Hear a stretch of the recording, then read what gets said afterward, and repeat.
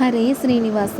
శ్రీ మహావిష్ణువు వెంకటేశ్వరుడుగా ఈ లోకానికి వచ్చిన నక్షత్రం శ్రవణ నక్షత్రం. ఆ నక్షత్రం ఆశ్వేజ మాసంలో వస్తుంది. శ్రీ మహావిష్ణువు వెంకటేశ్వరుడుగా ఈ భూలోకానికి వచ్చిన రోజు శ్రవణ నక్షత్రం. స్వామివారికి పూర్వం దేవతలు, ఆనాడు దేవతల్లో పెద్ద బ్రహ్మగారు బ్రహ్మచేత నిర్ణయించారు కాబట్టి బ్రహ్మోత్సవం అని అంటారు. అయితే ఉత్సవం ఎందుకు చేయాలి అంటే, మనం ఏదైనా పండగ వస్తే ఎంత బాగా ఇల్లు శుభ్రం చేసుకుంటాము, ఇల్లు అంతా ముగ్గులు పెట్టుకుని ఇంటిని అందముగా అలంకరించుకుంటాము. అలాగే మన కలియుగ ప్రత్యక్ష దైవం శ్రీ వెంకటేశ్వర స్వామి మన కోసం భూలోకానికి వచ్చారు కాబట్టి తిరుపతి కొండ కూడా అంతే అందముగా ముస్తాబు అవుతుంది. పురాణం ప్రకారం ఒక బ్రహ్మ చేత ఈ ఉత్సవం జరగలేదు. 9 మంది బ్రహ్మలచే ఈ ఉత్సవం జరిగింది. ఒక్కొక్క బ్రహ్మ ఒక్కో రోజు ఉత్సవం జరిపించారు.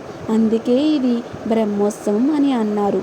మనం స్వామివారి దర్శనానికి వెళ్ళినప్పుడు మనం గోవింద నామస్మరణతో మన హృదయం ఆనందముగా మారుతుంది. రాజగోపుర ప్రవేశానికి అర్హత లభిస్తుంది. పెద్ద గడప వద్ద పారే నీరు మన కాళ్ళకే కాదు, జన్మ జన్మ దోషాలను కడిగివేస్తుంది, మనల్ని ధన్యుల్ని చేస్తుంది. అలా మనం ఆనంద నిలయానికి గోవిందా అంటూ వెళ్ళినప్పుడు అర నిమిషం కూడా చూడకుండానే వెంటనే మనం ముందుకి వచ్చేస్తాము. అలా కాకుండా స్వామివారు ఒక్కో రోజు ఒక్కో వాహనం ఎక్కించి మన కోసం స్వామివారిని మాడ వీధుల్లో ఊరేగిస్తూ ఉంటారు. అలా బ్రహ్మోత్సవాల్లో స్వామివారి స్వరూపాన్ని మనం చూస్తే మన జీవితం అంతా బ్రహ్మాండంగా ఉంటుందని పెద్దలు చెప్పారు. అందుకే బ్రహ్మోత్సవం, ఇది బ్రహ్మోత్సవం, బ్రహ్మాండ నాయకుని బ్రహ్మోత్సవం, తిరుమలేసుని గాంచు దివ్యోత్సవం, తిలకించు వారికిది నేత్రోత్సవం.